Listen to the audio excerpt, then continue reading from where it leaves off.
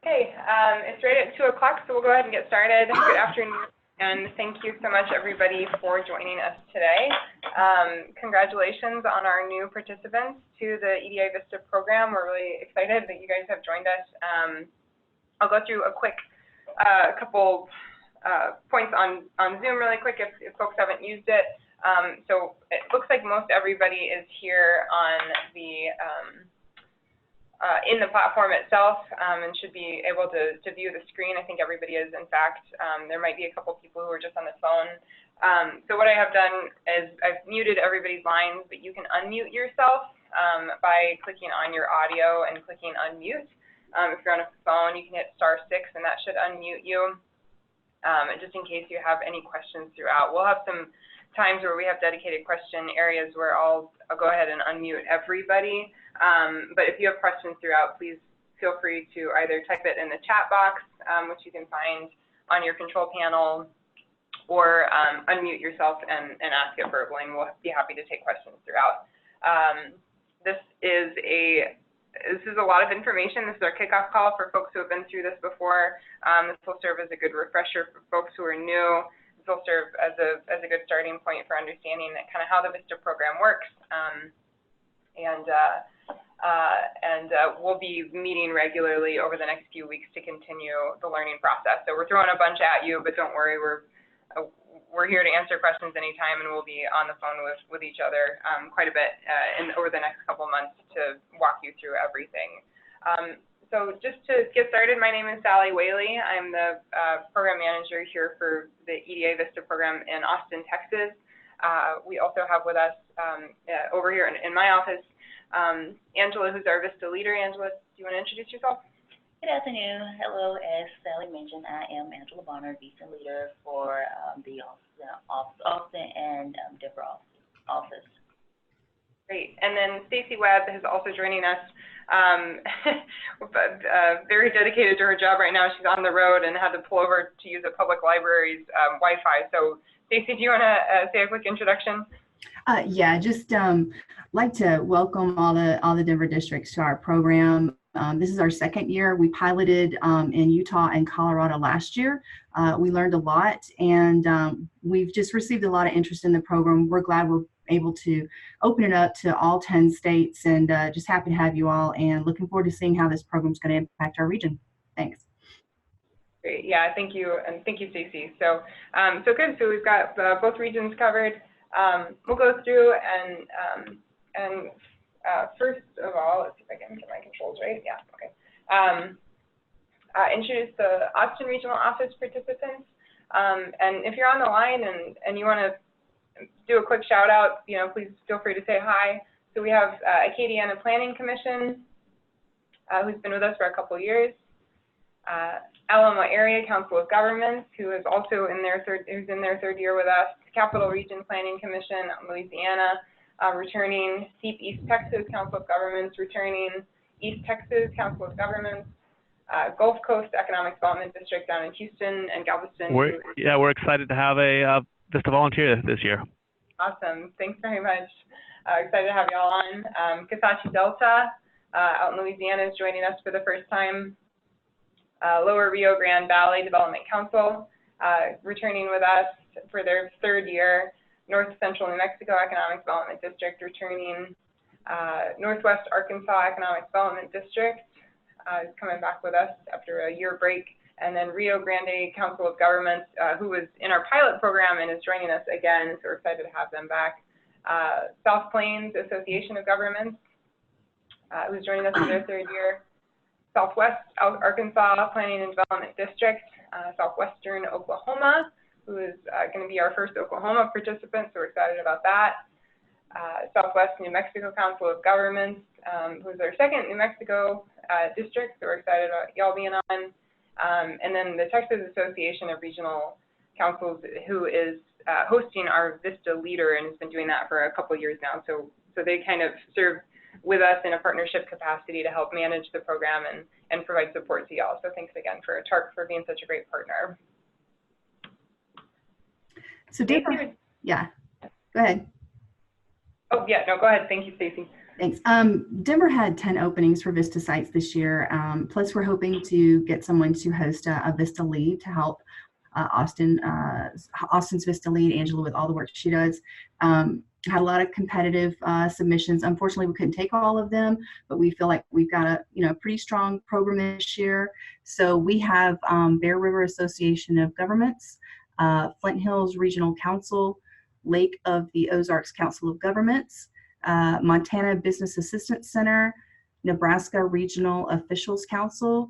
We have the Ozark Foothills Regional Planning Commission, Region 10, Economic Assistance and Planning, San Luis Valley Development Resource Group, Southeastern Utah, EDD, and Southwest Missouri Council of Governments. And we have 4 returning districts I'd just like to acknowledge, and that's Bear River, Region 10, San Luis Valley, and Southeastern Utah, and just happy to have them back in the program.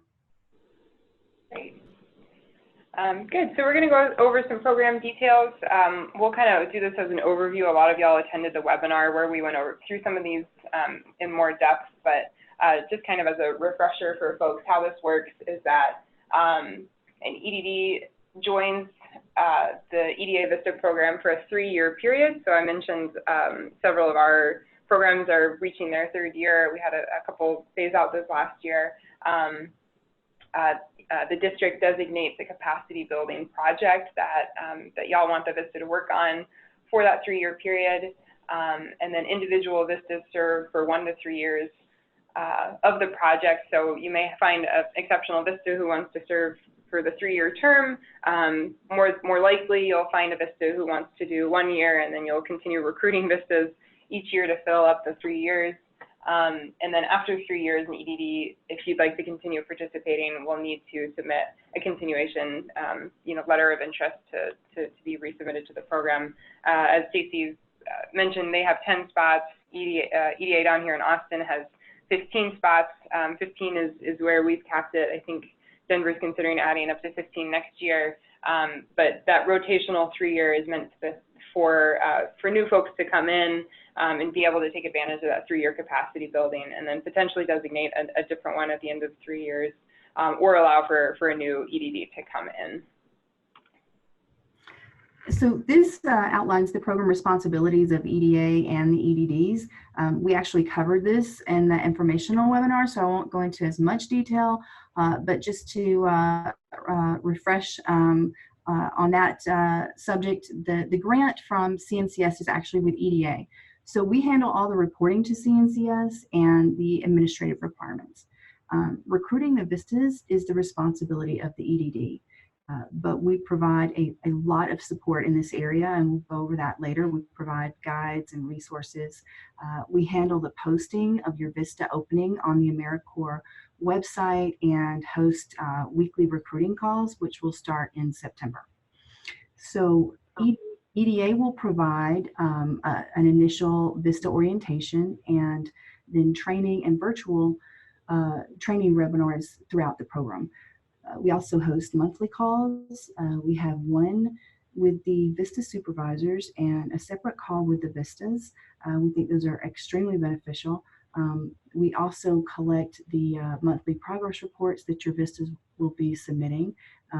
As Sally mentioned, our program is currently supported by Austin's VISTA lead, Angela, who's fantastic, really. And as I said earlier, Denver is working to place a VISTA lead in our region so that we can have someone help assist Angela with all that she does. In addition to recruiting, EDDs are responsible for some other, providing adequate office space and equipment, daily supervision of the VISTA, reimbursing the VISTA for approved travel expenses. And the EDDs will also provide, you'll provide your own orientation and onboarding when your VISTA comes on board. And the EDDs are also responsible for participating in those monthly calls that I just mentioned and making sure that the VISTA submission of the monthly progress reports are accurate and that they get to us in a timely manner. Next slide.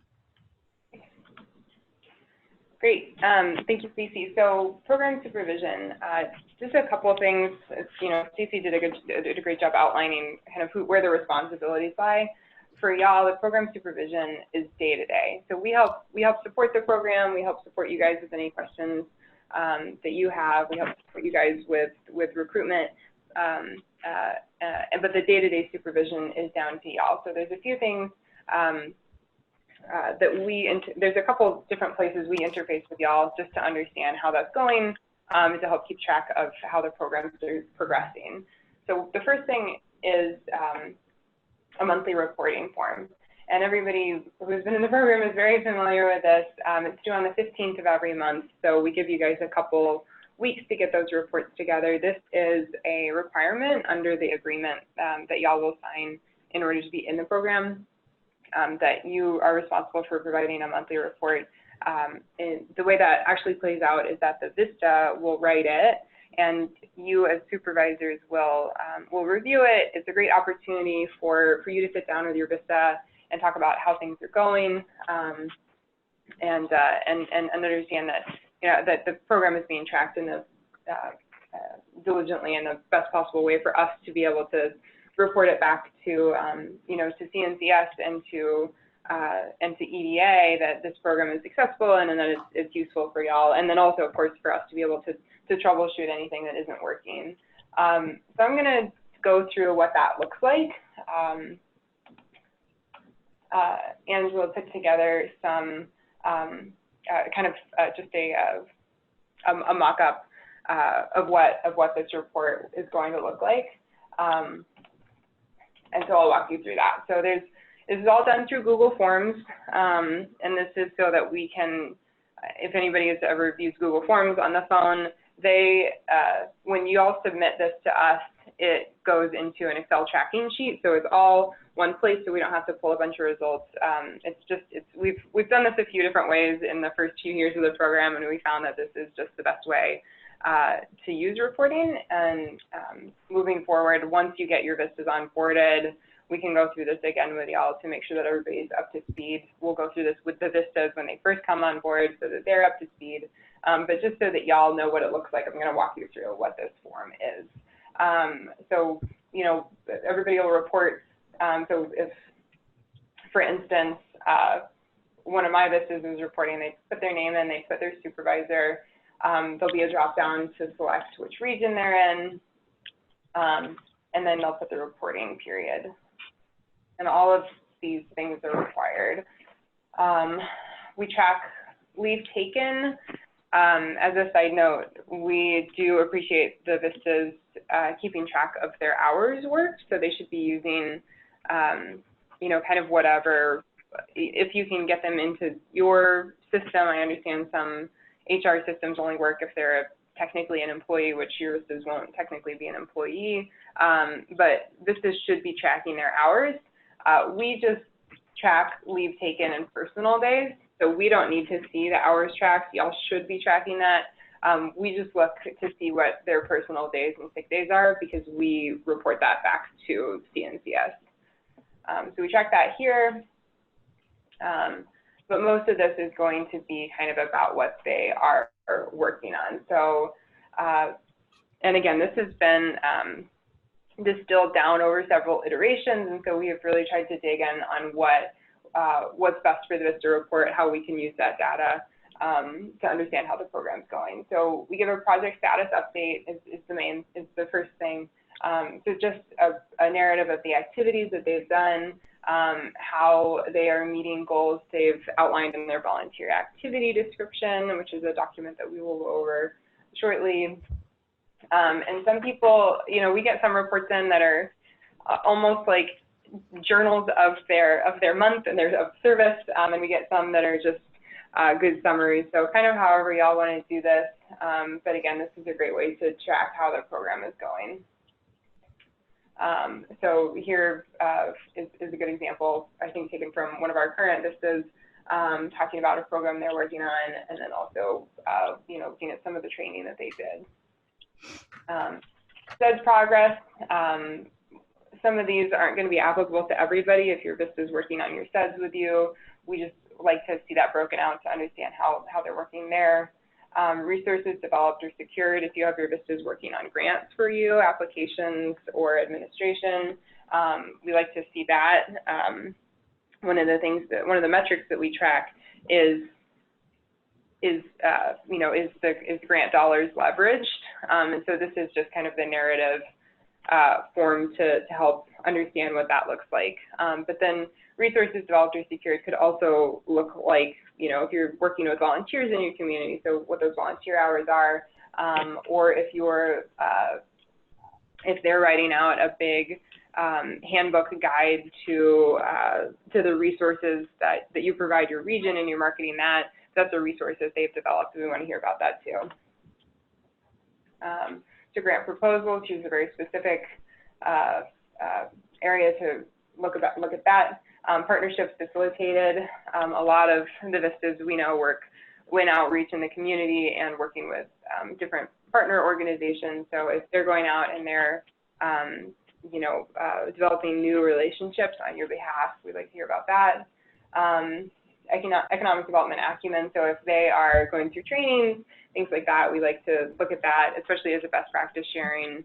If they're going through great trainings that the other VISTAs should be looking at too. We'd like to hear about that. Project sustainability, so this is something that we like VISTAs to look at and be cognizant of from the very beginning of their service. Of course, the program with y'all only lasts for 3 years, so sustainability is a huge thing that we like for VISTAs and for y'all to help build into the program from the very beginning, since those VISTAs aren't going to be there forever. Usually they're only going to be there for the 1 year, so we want to make sure that they're doing everything they can to pass on their work to the next VISTA, and then also once that program comes to a conclusion, making sure that the program is going to continue on without them. That's the basic principle of the capacity building, is that once they leave, we want them to have left you with something that goes on without them. Challenges and identified needs, again, we like to look at best practices and understand where we can improve, or, and here I think is another good example of a good conversation starter between you and your VISTA. So if they're having issues, that's something that, maybe they can write down here as something that you guys are working through. Again, you guys have a chance to review this before it's submitted. We don't look at these until they are fully submitted. So this is a good opportunity for y'all to make sure that you're having a conversation about any challenges that they're overcoming or that they're dealing with. Success stories. So we do a report. Our VISTA leader, Angela, works with a VISTA every month to do a spotlight story on a program that they're working on. And success stories are something that CNCS uses, the AmeriCorps VISTA program uses to report to Congress why they're successful and why we should keep funding the program. We use it internally at EDA to talk about the success of the program and why we should keep doing it. So we'd love to hear stories from you guys. If you guys have pictures or press releases or anything related, we love to see those and be able to brag about the program too. So just an option to continue to report those things. Okay, and then here is where we look at data. So these are our performance measures, and these items are actually taken from the grants that we, EDA, have with the CNCS, the Corporation for National and Community Service. So we report these directly back to them to talk about, how the program is doing.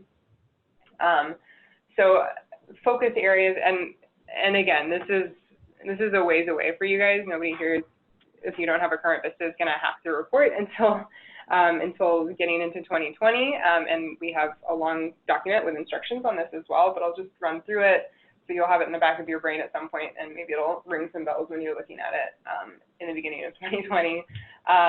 So focus areas for new beneficiaries. This is something that they give to us, but is relevant to maybe some of the programs you're working on. So economic opportunity typically is going to be relevant if you have new programs that you're working with. Disaster services is a big one that folks work with. And then the number of new beneficiaries for each focus area. So this is So say, you know, we're working, if you're working on a broadband initiative, and you know that, and it's a brand new thing, and you know that it's going to impact at least 10 businesses, you would, you know, click on economic opportunity, and here you would say economic opportunity, and there it's going to affect 10 businesses. So those are the numbers of new beneficiaries. Numbers of organizations that received capacity building services. So again, that's partner organizations that you're working with, not necessarily new ones, but maybe ongoing ones. All the numbers in this report are month by month rather than cumulative. They get reported cumulatively at the end of the year, but these numbers should be month by month. Organizations that completed a community assessment identifying goals, if you're working on SEDS or SWOT analysis with some of your communities. Volunteers that receive training. Our program isn't typically very volunteer heavy, but if you are working with volunteers for an initiative, we love to see those numbers. So here's the resources leverage that we were talking about earlier. If you're receiving any grants, we love to see how much money your VISTAs are helping you secure, or in-kind resources leveraged. So if somebody's contributing pro bono hours for a program or other sorts of in-kind, we report that here, and we walk the VISTAs through how to report in-kinds and where you can find those numbers too. And then work activity reports. So just helping us understand what each VISTA is working on, how many hours they're spending. So, you know, at the beginning, it's going to be a lot of orientation and community outreach. Towards the end, it might be more resource development, fundraising, grant writing. But there's several things outlined here that your VISTA, again, we'll go through. And this is just our way to understand how the VISTAs are using their time. And it's something that we directly report back onto our grant. So again, those things come from not us, but CNCS. And so here's where you're going to come in. So the VISTA will fill the report out. They're going to share the link with you. So it'll look just like this. The link they'll share with you is going to be this editable form where everything's already filled in. And so like what I did, I just took the link, I typed it in, and then I was able to go through and review it. And then as a supervisor, what I would do now is come in here, edit these comments, and say, you know, we love to have as much feedback as you would like to give. We love, but a lot of times what we see is Angela's doing a fantastic job. I've reviewed and everything looks accurate. So say like reviewed, ready for submission. Generally, you know, I would type out something much longer, but I'm not going to do that in front of y'all. But it's going to look like, and then you would hit submit. And that's how you submit your monthly report. When your VISTA submits it, this is what they're going to see, and this is the link they're going to copy and send you. Okay, so that's it for reporting. Again, that's a ways off for a lot of y'all. Maybe that was a refresher for some of you who are doing reporting right now with your VISTAs. But again, that's going to be due on the 15th of every month. And we definitely encourage both y'all and your VISTAs to use that as an opportunity to sit down and at least once a month kind of review what's going on in your program. The other way that we interact with you guys as supervisors is that we have monthly supervisor calls the first Thursday of each month. So that's going to be the same throughout the year. I'll send those invitations around kind of after we get through our recruitment calls, which we're going to start doing next few weeks, and we'll go over that a little bit later. So yeah, extra check-in calls during recruitment. Our recruitment call check-ins will be weekly for a while until we feel like everybody's gotten to where they need to be. So in the next couple of weeks, you'll be receiving copies of the Memorandum of Agreement in the mail. And I think we need these executed and sent back as soon as possible. Sally, I think we accepted scanned emailed agreements last year, didn't we? Yeah, I think we can go either way. I think generally they get mailed in, but I mean, if you need to, we can certainly accept scanned copies. Okay, so this MOA is going to be between EDA and the EDD as the subrecipient. It does not include CNCS or AmeriCorps in the agreement. The agreement's effective August 1st, 2019 through July 31st, 2020. And it outlines basically the responsibilities of EDA and the EDD, just as we discussed a little bit earlier. It also includes, quite honestly, just a lot of the standardized language that was carried over from our agreement with CNCS. We want you to read it very carefully and contact either me or Sally with questions. I am going to highlight some of the items. I won't read all of it, but just go through and kind of discuss some of the main points. So the AmeriCorps VISTA members are not considered employees of either EDA or the EDD. A VISTA member actually has a limited federal employment status and is considered a federal resource that is on loan to a local organization. So some of the responsibilities that are outlined, as I said, we've discussed a good bit of these, but just so you know, included in this agreement are going to be for the EDD taking full ownership of recruitment of the VISTA applicants, providing housing assistance. I'm sorry, I'm not going in order, probably Angela or whoever's running the document. Providing housing assistance, and that does not mean that you're responsible for providing the housing assistance, just that you will assist in identifying safe and affordable housing options, because you as the local know where those opportunities might be. And with the stipend that they receive, it is really important that they find something that they can afford, but that's also safe. You're responsible for reimbursing VISTAs for work-related travel, but that's outside of the normal, office commute. EDA does have a 2-day on-site training planned for the VISTAs at the beginning of the service, or probably around early spring next year.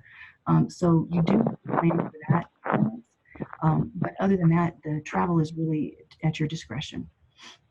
The EDD must also maintain adequate records to document the VISTAs are working a full 40-hour week, and that you are approving any leave days in accordance with the program policy, and just maintaining enough records that, adequate records so that we can see that we are adhering to the program requirements.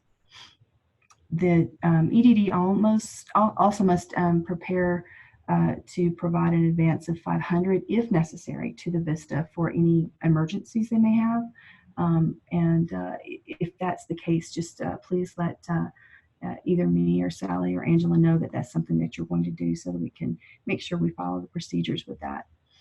Now, this is probably a little different, but the agreement requires that you as the district allow the VISTAs to participate in local and or national emergency disaster relief efforts in the event that there's some type of disaster in your area, and it's just part of the program with CNCS that that need to be included in this agreement.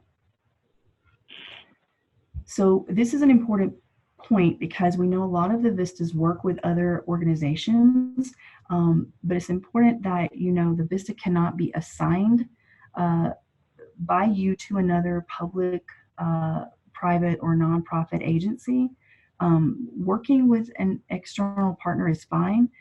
This clause really just prohibits sort of a pass-through of the VISTAs, if by completely reassigning them to another entity. And we do have a couple of associations, district associations that are providing service to other EDDs. That's fine. It's just that you can't completely assign them to another agency. Some prohibited activities that should be noted: you cannot have a VISTA work on partisan or nonpartisan political activities, and that includes voter registration. They cannot work on any activities that may attempt to influence legislation. And then another prohibited activity is supplementing the VISTA's monthly stipend. The district cannot do that, nor can EDA. That's strictly prohibited.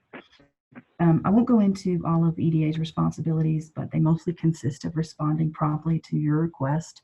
And that can include things such as removing a VISTA from a project, and also just handling the requirements and the interactions with CNCS. Again, just please read through the agreement very carefully and contact me or Sally with any questions you have. Okay, that's it for, I think, the agreements. Okay, great. Yeah, and we kind of were highlighting some of the frequently asked questions. So again, it's a much longer document, but we didn't want to read all the legal jargon on this call.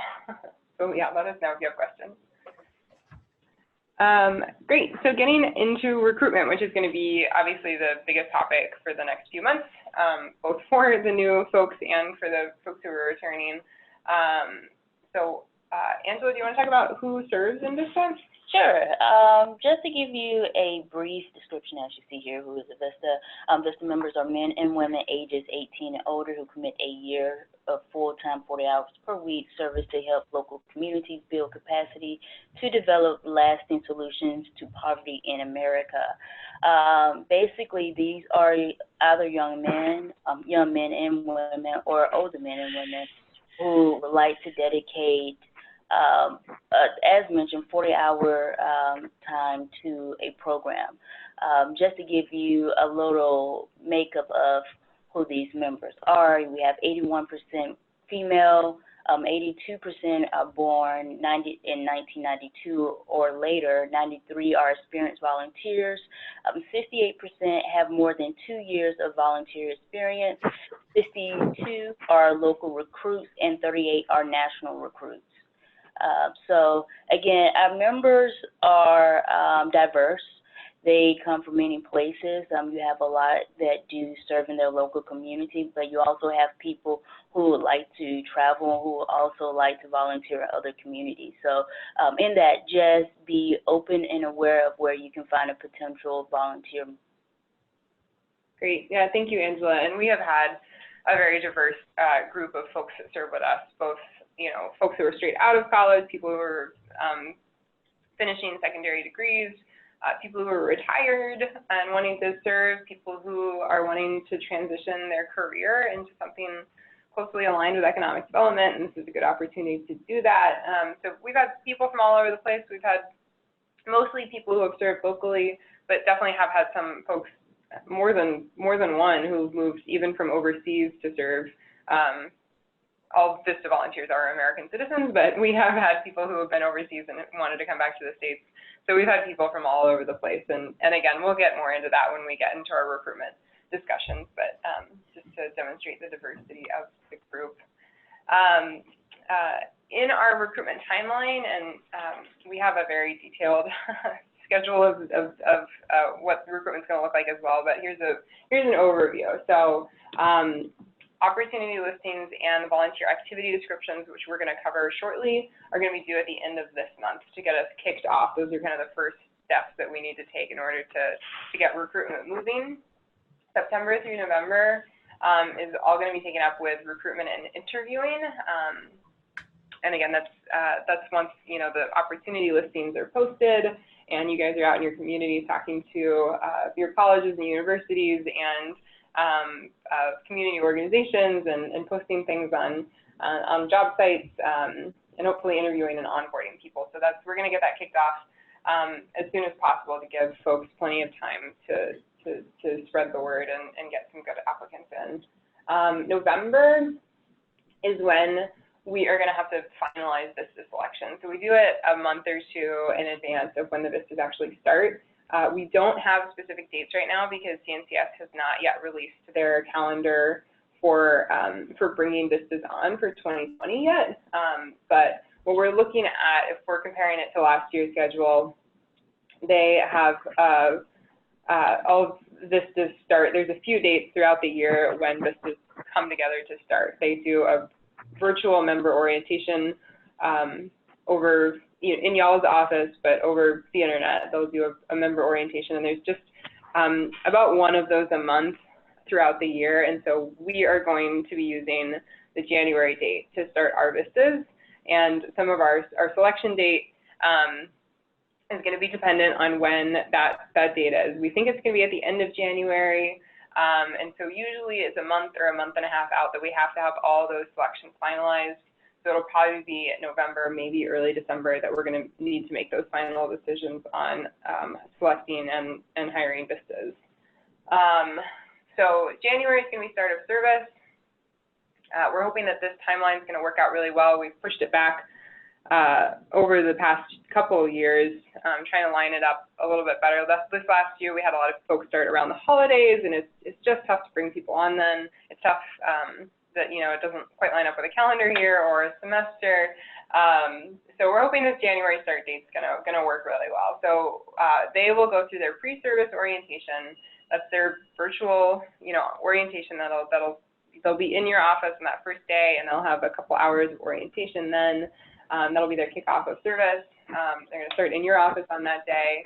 Hopefully you guys will be doing a welcome and orientation and introducing them to your staff and community. EDA will do a welcome call and a virtual orientation as well in January, probably the first week or the second week. And then in March or April, we are going to be doing the EDA training. And typically we've done that right as soon as they come on. We realized in past years that that's logistically very difficult for people to manage to book tickets and get people's travel arranged to come into the regional offices, either the Denver or Austin office, for that training. So we are going to bump it back this year to early spring. And so the VISTAs will have a couple months under their belt with your organization, and then they'll come together. It'll be the one time that all the VISTAs are together in the regional cohort, and we'll walk them through kind of, you know, some additional training on economic development. It's very economic development 101 focused, and then also kind of some of the EDA methodologies for economic development. So that's the recruitment timeline. A lot of it's pending TBD on when we hear back from CNCS on most of the January dates are. It really takes some planning to recruit the right VISTA. So before you start, you really should consider what skills and experience you're looking for, what personality type or strengths. For example, if you have a VISTA that's going to do community surveys or engage the public directly, you really are going to want someone that's personable, someone that's outgoing and enjoys doing that kind of thing. Some effective recruiting sources include local newspapers and job boards. Obviously, it works well to recruit locally because they already have housing. And so that's a huge benefit. Local colleges and universities are great resources. And just to note, EDA has funded university centers throughout the Austin and Denver region. If there's one in your area that you know, we think it will benefit you to make contact with, then we will make certain that your listing gets in the hands of our contacts. But you also certainly need to make contact with the appropriate schools within those colleges and universities. Urban planning, political science, public administration, maybe even environmental science might be an option for recruiting. Be sure to include the opportunity listing on your organization's website or newsletter.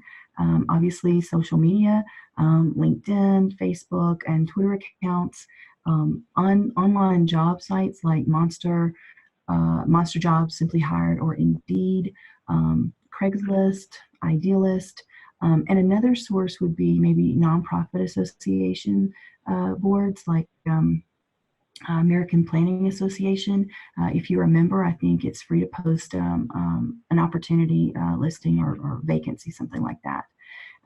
As I said, we will be having weekly recruiting calls. Sally's talked about those. They'll start in September, and we can go over those resources in some more detail. Next slide. What is a VAD? A VAD stands for Volunteer Assignment Description. This is a really, really important document. This is the document that you will submit to us that provides an outline of what the VISTA will work on during their service year. So it's basically like a work plan. It is the foundation of your VISTA program, and it's the foundation of the VISTA work experience with you. So it's super important. It outlines the goals and objectives. It outlines the specific activities for your VISTA. And so you're going to want to think a lot about this document. It's also extremely important for recruiting because it's going to help you identify those strengths or skills that you're looking for in a VISTA, based on what you are trying to accomplish. It's also the starting point for developing your opportunity listing, your flyers, and other marketing materials. And in addition to that, you're really just going to want to consult with your VAD throughout the year to make sure that your VISTA is on track and you're going to be able to, or they're going to be able to meet the objectives or provide whatever specific products or deliverables you identified. We do have some templates and examples that we'll provide in later slides. The VAD is due, as Sally said, August 30th. It should outline the work plan only for year one. Is that correct, Sally? That's correct. Okay. And if you need any help, please let us know early enough to assist you before the deadline. And then, as I said, I think we're going to address writing effective VADs and resources a little bit later in the webinar. Okay, next slide. Great. Good. Yep. And then opportunity listings is the other thing that's going to be due August 30th. And this is, so the VAD is something that's an internal document that you're going to use as a work plan for your VISTA's service year, and those are refreshed every year, so you have a new one for each serving VISTA or for each year of the program. The opportunity listings is going to be your job posting. So there is a website, myAmericorps.gov, and it contains all the opportunity listings, quote unquote job postings for VISTA service around the country. And so this opportunity listing is going to be where people go and apply. And so these are also going to be due August 30th, and the sooner you get them to us, the sooner we can put them up. But these give organizations the opportunity to share available VISTA positions. That description should be marketable. So this is something that we've been learning over the past few years, is that some titles just get a lot more applications because they sound really exciting. They sound like things that people want to do, and so we're definitely using these to make sure that they're getting some good clicks and some good interest from folks. And so we'll talk about that a little bit later as well. But that's a big thing here. They also detail the duties and responsibilities of that VISTA member, so it really tells the VISTA or the potential VISTA applicant what they would be doing, and then they highlight some of the program benefits, which let me click into that really quick because this is good for y'all to understand as well what some of the VISTAs receive. And this is a good website. This I think is available several places, but essentially it outlines kind of how much that living allowance is going to be. It's pretty standard across all of our sites right now. All of the living allowances are by county, but it's just a little under $1,000 per month right now. So it's low, and a lot of the additional benefits that VISTAs receive throughout their service are based on the fact that they are not being paid very much money. The amount there comes from the Corporation for National Community Service. So there's some end of service awards that they receive. One is an education award, which is the equivalent of the Pell Grant. And right now, for anybody starting off there, I think they just bumped this up. Actually, I'm not sure this is the correct amount, but it's a little over 6,000. I think it's closer to 7,000 for next year. So they can receive that to pay off student loans or for future education that they're going to pay for. If they don't want to receive that, they can receive an end of service cash allowance, which I think totals, about $3,000 for a full year of service. Angela, did you have something you wanted to I just wanted to mention just the end of service cash stipend. It will be $1,800 for a VISTA member, and for the leader, it would be $3,000. Okay, cool, thank you. Yeah. Some of the other benefits, there are some healthcare benefits, although they're very minimal. Essentially, with the VISTA, we'll still want to like sign up for a healthcare plan through the marketplace, but there are some healthcare benefits that are provided by AmeriCorps. Child care, this is a really cool one. So again, they have to meet some of these requirements, age of kids, total household incomes, and state income levels. But you know, if somebody's supporting themselves solely on the VISTA program, they're definitely going to meet these qualifications because again, they're not making much money. But this is a really cool one. If we've had one VISTA so far take advantage of this, where she really wanted to participate in the VISTA program, and VISTA was able to provide her child care stipend for her kids while she was in service, which for any of y'all out there that have kids, understand that child care is really expensive, so that can be a really cool benefit. Travel, so there's some relocation travel allowance, so if somebody's moving, they can receive some relocation assistance to get to their site. There's a settling in allowance, again, for folks who move, and then some service-related transportation and reimbursement, and close of service travel if you're traveling back to your hometown if you had moved for service. Okay, good. And then so some other things, loan forbearance, things like that folks can work with. Leave, each VISTA gets 10 personal days and 10 sick days. Professional development, so there's a lot of good training that comes along with the VISTA program that CNCS themselves provides, and then EDA in our program provides even more training that we'll outline. And I think, yeah, those are the big ones. Oh, the other really big one is non-competitive eligibility. So for federal hiring, as folks may also be aware, is really difficult to get into the federal service if that's something that folks are interested in. Non-competitive eligibility allows applicants for federal jobs to kind of like they have some preferential hiring benefits. So rather than having to be compared against all of the applicants in the applicant pool, they can be hired directly on their own without having to be to compete for a position if an office wants to hire them. So that's really valuable. Peace Corps volunteers also get that, and that's actually how I came into my current position. I came into federal service right after my Peace Corps service using my NCE status. So just really cool benefit. Okay, let's get back. And again, that link is available, so y'all will be able to peruse that more if you choose. Back to opportunity listing. So again, once we get the opportunity listing posted for y'all, you'll have a link that you can share, and you can share it in your flyers and listings with whoever you're going to share within your local community and in your marketing efforts.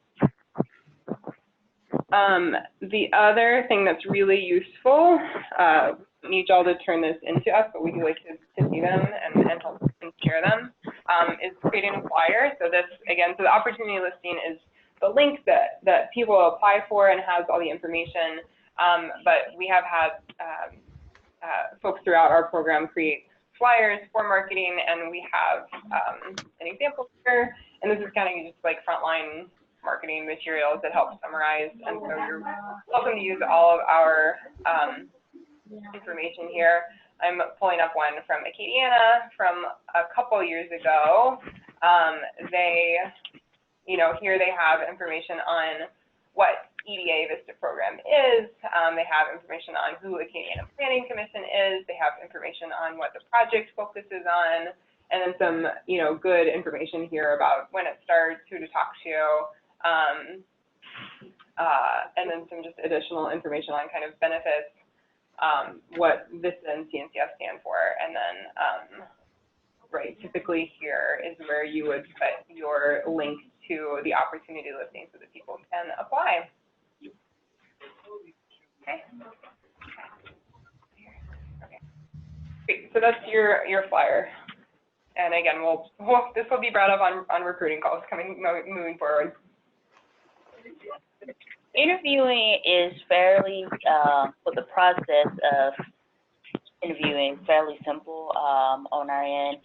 What we do here is once, let's say an applicant applies, that application comes directly to us. So for us, what we do is once we receive the application, we store it in our system and we forward it to that office, the EDD office that the applicant applied for. Once the EDD receives the application, they are more than welcome to move forward in reviewing the application and scheduling an interview. In the interview, again, you just want to ask the questions you would ask someone who's looking to join your organization, but also ask more so about volunteering, why they're looking to serve a year, and really press down that they understand that, you know, they're going to have a limited amount of resources. They're not going to receive a lot of money for this job. Not, you know, hey, you know, you're not going to get paid much, but really help them understand that, you know, this could be a difficult year and that, you know, we're looking for someone who's looking to stay the entire year opposed to a few years. So just save yourself some time if you're looking to, you know, if you're looking for something more. But in an interview, once that is completed and your applicant accepts the job, what you will want to do is go into the application. I believe that will be shared with you at a later date on that process. But you basically review the applicant's references and confirm the references either by reading the reference letter of recommendation or actually calling the reference and just speaking with them just to get an idea of the candidate. Once that is done, what would need to be done is a letter or email would need to be sent to us summarizing why you chose the candidate and just confirming that you did confirm the references. From there, we will submit the application to CNCS. They review the application, and once they do confirm it, they notify us via email as well as our e-grant systems that the application was confirmed. And basically from that point moving forward, the applicant would need to go back into the My AmeriCorps portal, which that's something we'll touch on later as well, to accept the application or accept the position. Yeah, great. Thank you, Angela. And this is kind of, as you may have noticed, a convoluted process just based on how the CNCS applicant website is set up on our side, on the supervisor and program manager side. So we'll go into that in more detail. But again, as Angela did a good job summarizing, this is a very unique position. A lot of the reason that we include so much information on what VISTA is in the flyer is because you know, a lot of people you're going to be talking to have never heard of VISTA before. So not only are you recruiting folks, but you're kind of having to market the program and like help people understand what it is and kind of how they would fit into that. But again, you'll hear more about interviewing a little closer into the fall when we're getting to that point. Thank you.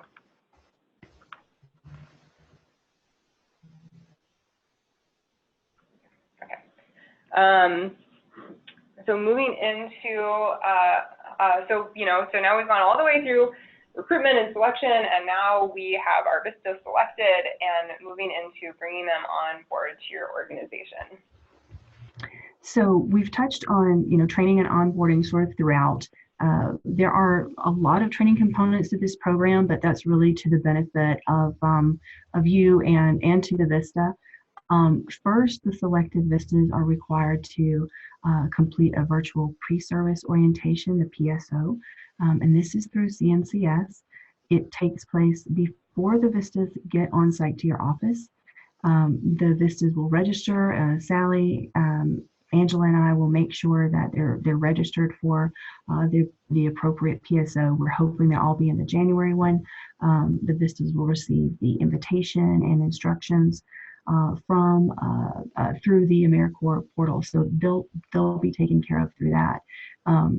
And then you, as the EDD, will provide an on-site orientation and onboarding when the VISTA arrives. And that's really just to acclimate them to the office, to your staff and what you do, which I know from experience is a lot of everything. I worked with a district for 20 years, and so I understand, that it's very diverse.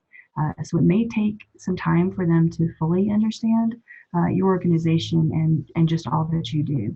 And during this time, you're also going to want to go into a good bit of detail with them on your VAD and exactly what you're expecting of them. EDA is going to provide an orientation and economic development one-on-one in Austin or Denver. And as Sally mentioned earlier, this is actually going to be broken down into 2 phases this year. We'll hold a virtual welcome and orientation for VISTAs within probably a couple of weeks of their service. And then in March or April, we'll have the VISTAs come into our offices to attend on-site training.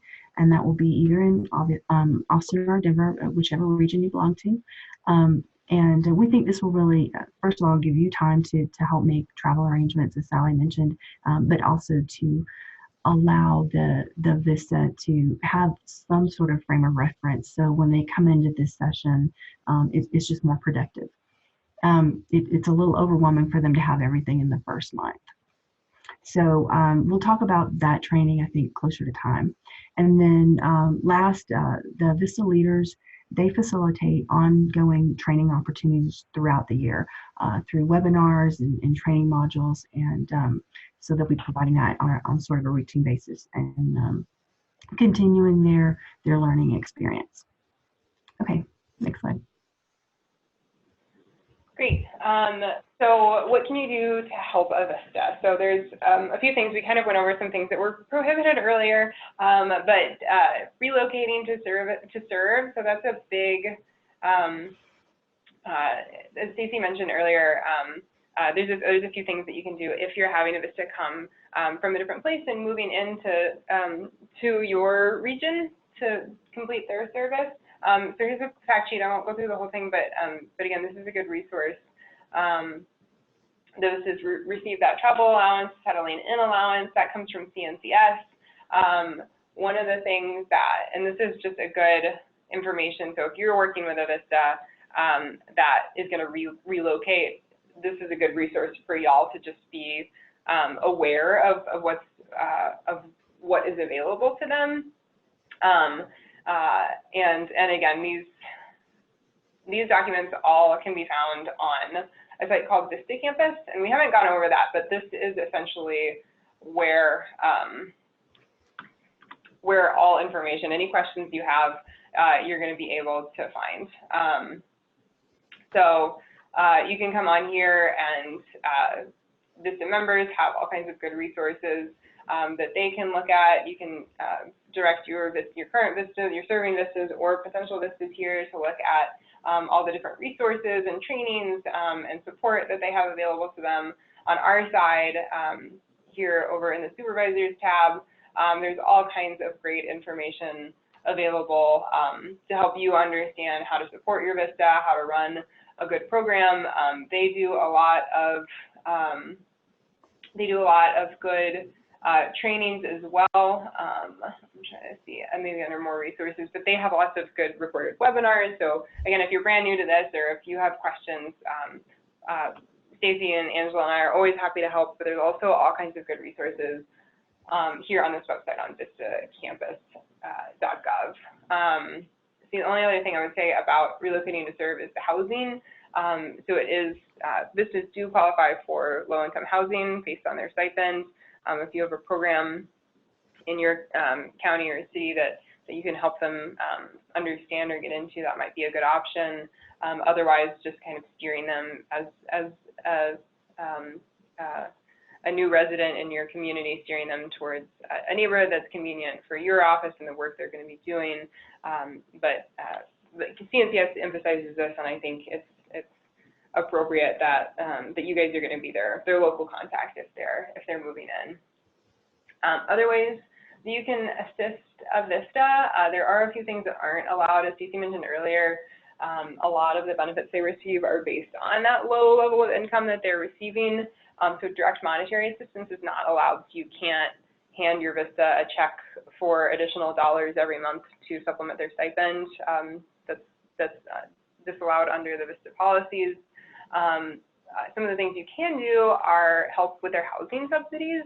So you could pay directly to their landlord if you have some budget to do that, or if you're partnered with a local university and they have some housing that they could help provide. Those things are allowable. Covering emergency expenses is something that that Stacey covered in the MOU, and that's language that comes directly from CNCS. So essentially, they want to know that they have a support system. So if they need some emergency medical costs covered, your office needs to be able to provide $500 to them, which is then going to be reimbursed by CNCS. But they want to make sure that they have somebody locally who can help them out in an emergency situation. So another link here are member policies about kind of what a VISTA is allowed to do. So outside employment is fine. It's got to be part-time, and it can't conflict with their service with you guys. Let's see, here's the supplemental benefits from the sponsor and the site. So again, housing at your discretion can be provided by you guys if you have budget for that. Relocation assistance, transportation. So you can help them out with parking passes or public transit passes. Food, meal plans associated with housing or free housing. So again, if you're helping them out with housing at like a dorm or something in a local university, you can help them with their meal plans. Grocery cards are something that's allowable. It's kind of an interesting loophole to not providing money to them, but you could provide them gift cards to grocery stores if that's something that your budget allows. But again, here's another good link to look into further if you want to understand how you can help support your VISTA. Okay, and then this is, and you'll be seeing a lot of these guides moving forward in our future calls, but I just wanted to provide links to them, and this is some consolidated information that Angela has been working on to put together for our program specifically. And so this, I think, will hopefully answer a lot of questions for y'all as well. And I won't go through the whole thing, but I'll kind of give you a brief overview. This is our program guide for the EDA VISTA program, and it talks a little bit about kind of who we are, what our timeline is, just some good reference information. This also contains the monthly report overview. So again, we went over that very quickly earlier, but if you or your VISTA have questions, there's a whole series of pages here dedicated to understanding what each of those items on the annual or on the monthly report looked like. It spells it out really well and in detail, and then some additional resources. And this is a fun first draft that we have. So some of the dates and things will be updated as we get those information from CNCS. But again, here's our contact information. Here's the calendar year, including all of the recognized holidays by VISTA. The VISTAs in your service will also be eligible for whatever days your office provides. So if you have local holidays or other days that you provide, your VISTA doesn't have to come in and work when nobody else is working, but here are the ones that VISTA recognizes specifically. And then we also have the conference calls on here and some of our trainings and other things on this calendar. Again, this will be updated as we know more. Understanding the program, kind of who's who in terms of supervision, and just some other information that might be useful for you guys to know. And so this is, again, a first draft, and hopefully we'll answer some questions for you guys if you have any, but we'll be sending out additional things. And here's some additional resources, including some of the things we just looked at on VISTA campus in terms of helping supervisors or members. The other recruitment guide, the other guide that we have is the recruitment guide. And this is what we'll be using to guide our conversations over the course of the recruitment calls. So I definitely won't go into detail here. You'll see a lot of this over the next couple months, but just understanding, again, the recruitment cycle, pre-service selection benefits, onboarding, and going all the way through to when you've hired a VISTA and you're bringing them into your office. So you'll see a lot of this moving forward. This may go through some additional drafts as well as we understand more clearly the timelines for things with the recruitment cycle for 2020. But again, some good information in here that's available for y'all that's program specific.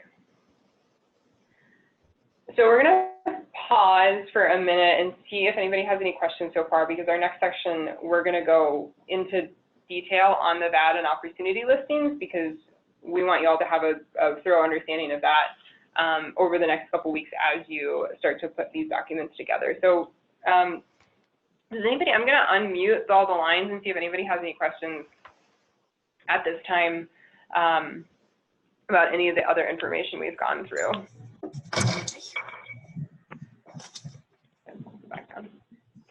Where will this slideshow be posted? I will email it out along with the example documents and the templates for the VAD and opportunity listings that we're about to discuss. So we'll have a follow-up email to this call. I have a question about the monthly calls. Mm-hmm. What if there's a month that we can't make that call? Is there another alternative, or what are the options? Sure, it's great if you can have somebody else from your office sit in for you. That's for the supervisors. So there may be some executive directors on this call too that are not the direct supervisors. We definitely want to ensure that we have all the supervisors on each of those calls.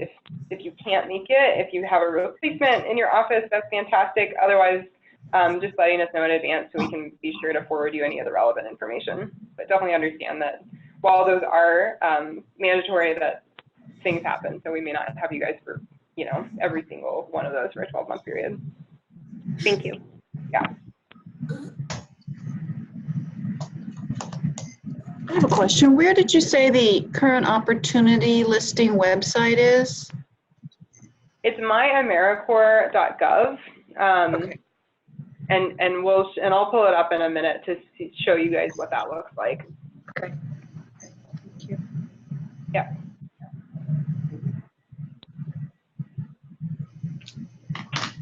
Any other questions or comments?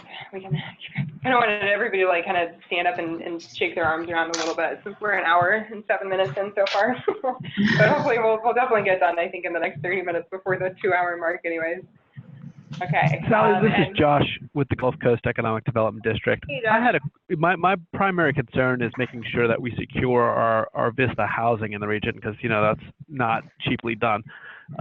And you said that we're going to get access to those resources. Do you have any other experience or VISTA region? VISTA, is there a VISTA volunteers in the region that you can put us into contact to see how they got their housing taken care of, or other organizations hosting VISTAs that we can kind of do some investigation with?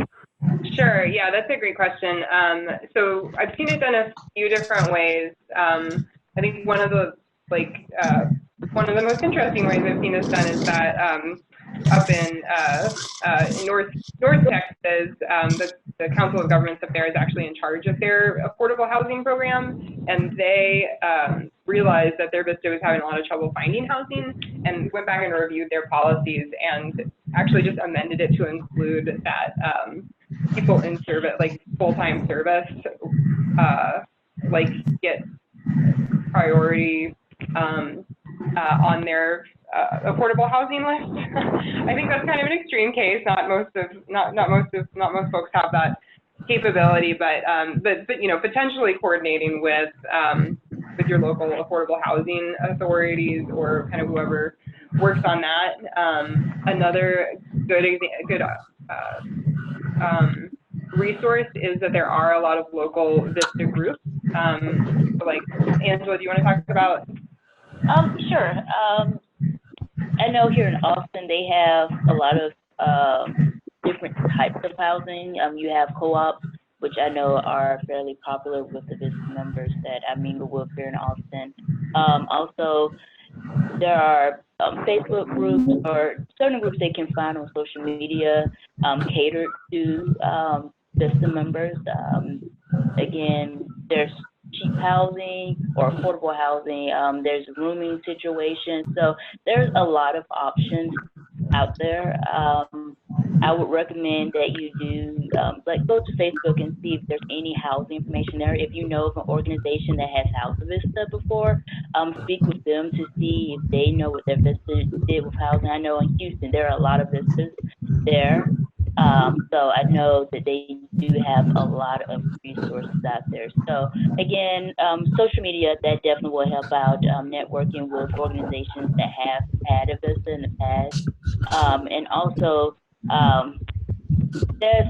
as Sally mentioned, just reaching out to different organizations, universities, just to see if they can potentially house your Vista member.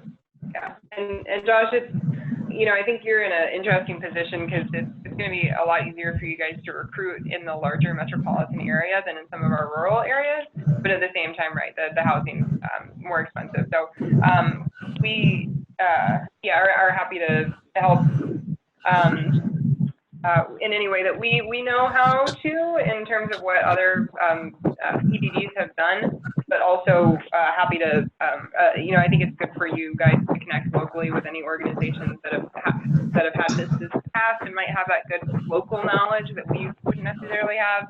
And then also the Vista themselves, there's lots of good Facebook groups for local Vistas that could help potentially help the cause with their search, or you know, just steering them in the right direction of the neighborhood or kind of area in town that might be useful for them just from your own personal knowledge. And just to mention, I actually found housing on Craigslist. That's how I found my housing. Yeah. Does that help?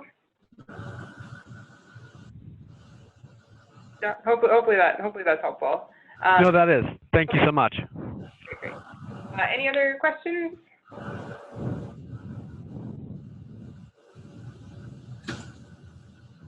All right, I'm going to put everybody back on mute, and we're going to move into the bad and opportunity listing section. Hope y'all get a better idea of what we're looking for the bads that will help you guys steer your program development and also steer your recruitment. So we'll jump right in. Okay. Stacy? Oh, hold on. I have to unmute Stacy. Sorry. Unmute. Stacy? Can you hear me? Gotcha. Okay. So again, we're going to just touch on the VAD. The VISTA assignment description is detailing the activities the VISTA members will perform during their year of service. It's basically the work plan. Be sure that it's clear and that it's detailed. You're going to want to include start and finish dates where you can, and products and deliverables. I think a good tip is to have someone else that maybe is not familiar with the project to read it and make sure they understand what you're trying to accomplish. Sometimes if you're really familiar with a project, you know, and you're writing something, you may make assumptions that can really just get lost when someone is reading it that is completely unfamiliar with your program or that particular activity. Some other, I think, quick points that would be helpful, I think, in creating a strong VAD. The title should be distinct and related to the position. The project goal statement, this is the overall goal of the project, not the goal of the VISTA position. Again, it's really just the jumping off point in describing what you want to accomplish. The activities, when you're identifying specific activities, you want to include the desired income, again, products and deliverables where you can, put start and finish dates again where you can. And then another good tip, I think, is to sequence the activities. And this is really just to help build the knowledge of the VISTA. So you're going to want to start with, I think, activities that are going to build the VISTA's skills and knowledge base, and then move into more challenging or complex activities. We have, you know, a great number of resources in writing a strong VAD, just, remember that this is the VISTA's roadmap for their term of service. And so that's why it's so important that it be clear. And so Angela is going to, I think, discuss some VISTA, some VAD resources on the next slide. Okay. Actually, let me show you a couple examples first. So just to see what a VAD looks like, and I'm picking on a couple people, Northwest Arkansas. Is the first one I want to show y'all. This is a VAD. So it has, what the title of that position is, the sponsoring organization, which is us, and then you guys as the site, and then when the project period is going to go. So again, we've moved the project period around a little bit for this next year, so it's going to start in January, and we'll get you all that information in our template VAD. But this is what it looks like. So you have your overall goal of the program. For Northwest Arkansas, they have outlined a specific goal for that they needed to, so the VISTA will work directly with staff and community leaders to gather in-depth information needed to develop public relations and web-based marketing strategies. Over the course of their service, they will collaborate with staff and leaders to identify successes, recommend the proper social media web platforms to share successes, and ensure that established websites and social media accounts have fresh content and constantly be on the lookout for opportunities to promote Northwest Arkansas and its communities. And the VISTA will provide the communities the tools to tell their stories and will inform the citizens of the region about the good work being done. So again, Northwest has a focus on marketing and communication that they wanted their VISTA to tackle. And so they go specifically, this is kind of writing a VAD is kind of like writing a grant, in that you have your goals and then you have your objectives, and then you have the member activities of how you're going to accomplish those specific objectives. So their first one is the social media and website focus, trying to improve their existing website and social media accounts, as well as keeping the content fresh. And so some of their activities associated with that are creating that new social media account, updating the website, working with the staff to keep the social media content fresh, employing creative methods to increase the views on the website and popularity, and working with staff to identify rural communities where the VISTA can assist in similar ways. So very specific objectives and activities, and also very specific periods of performance. So these ones are going to happen towards the beginning of their service. These ones are going to happen a little bit later. So rural community social media website focus. So this is them kind of going out and helping do what they've done for Northwest Arkansas on a more community-based level. So they're going to probably start working on this a little bit later. And then again, some of the member activities for how they're going to specifically accomplish that.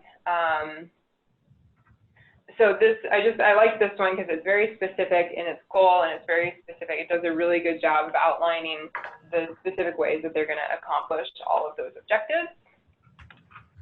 The second one I wanted to show y'all is from San Luis Valley.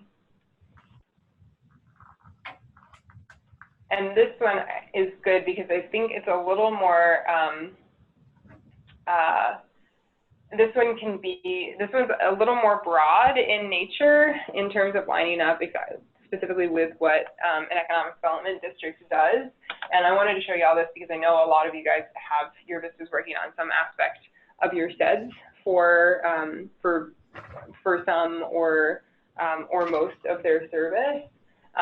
So this one I think does a good job outlining how that VISTA is going to add value to their SEDS. So their goal here is very broad in terms of encompassing a lot of different activities that VISTA can do, economic development focused in their region, and then coming down here, working on creating their regional economic development plan and helping with the final stages of the comprehensive economic development strategy. So then going in and very specifically saying, formulating data tables and preparing a narrative for data attachments to the SEDS, conducting supplemental research on demographics and economic trends, and assisting with convening the committee and SWOT analysis to be included in the SEDS.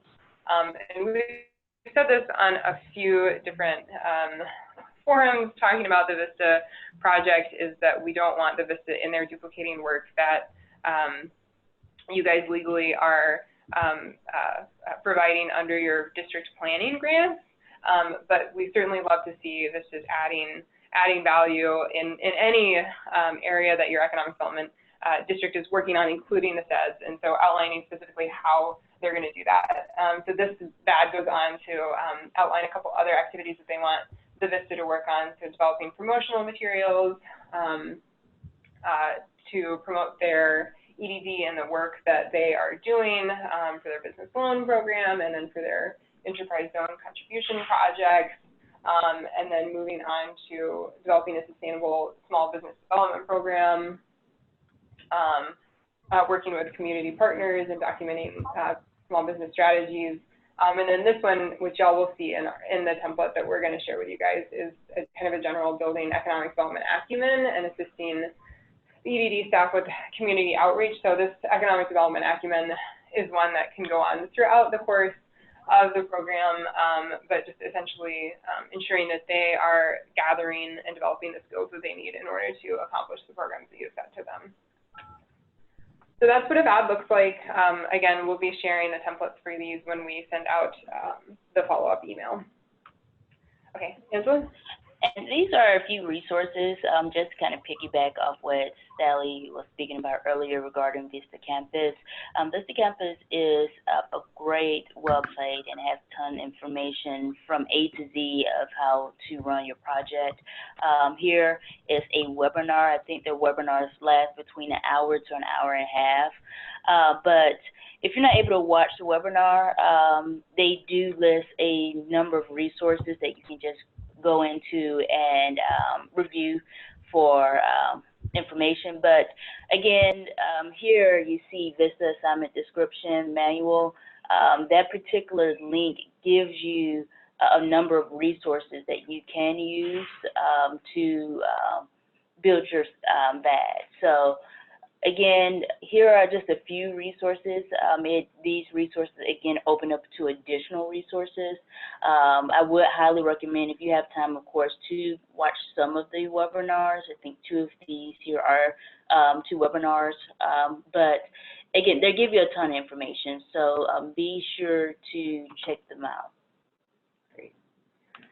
Yeah, there's an endless number of resources, so we're just providing kind of a couple quick ones that Angela had reviewed and thought were useful.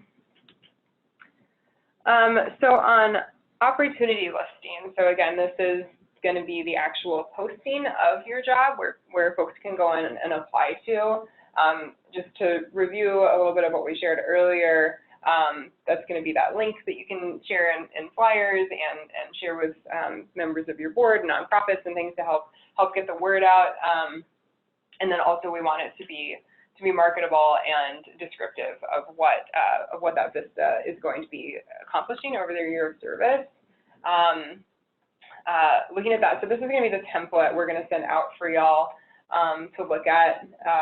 And I just want to share this to you in advance to help you understand what exactly we need here. So the position title, that's going to be the thing at the very top. It's also going to be, you know, if people are searching through the My AmeriCorps portal for different positions, it's going to be the one thing they see there that describes the position. And so you do want that one-liner, the position title to be, to grab people's attention.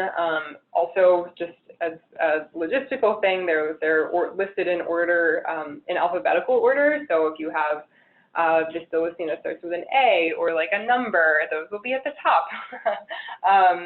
And right, so the one-liner, so this is going to be the thing that's displayed right at the top, should be a really brief summary that people can kind of flip through and hopefully pull them in. And then the longer project description, understanding exactly what that VISTA is going to be working on, member duties, and then some other items to consider that we can kind of qualify on the listing. So if you have somebody working on website development, and you know, a lot of people who work on website development are like coming straight out of high school and they've had a lot of time to play in computer programming classes, so maybe you don't need somebody with an advanced degree, but maybe you have somebody working on something a little more specific, and you want them to have a bachelor's degree and or associate's degree. So you can list those things here, and we'll include those for you.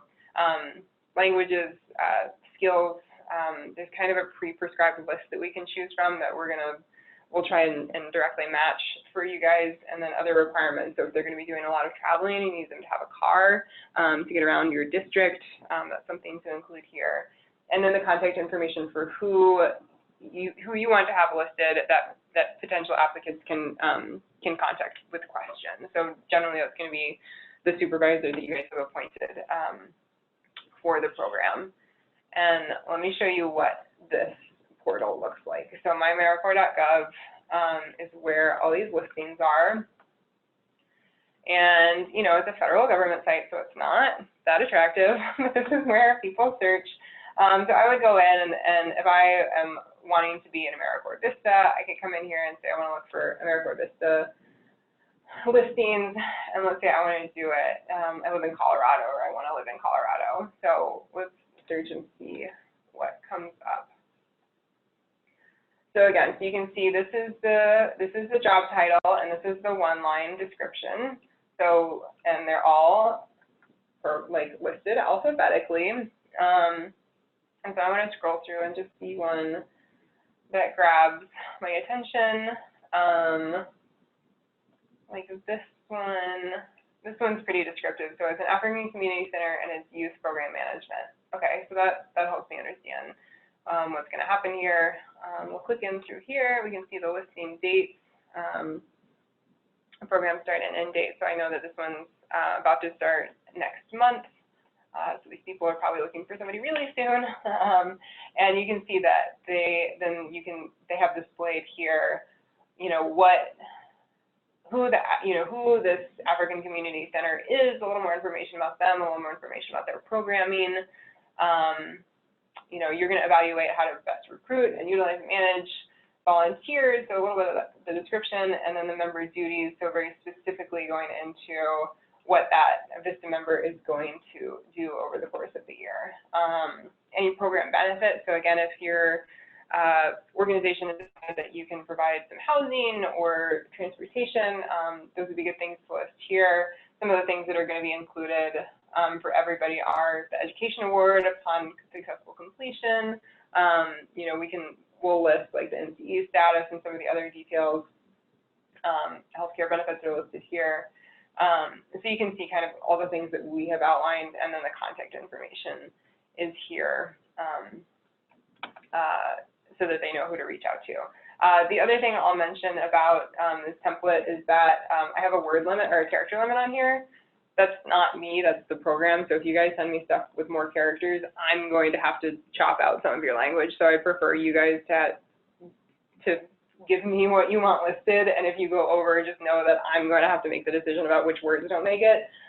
So please just make sure that it's within the character limit, because that's what the system allows us to do. Okay, so that's the opportunity listing. And finally, here are more resources regarding opportunity resources. So here are, I want to say, 2 more webinars. Again, the webinars open up to more resources here listed at the bottom. So you have a ton of information at the click of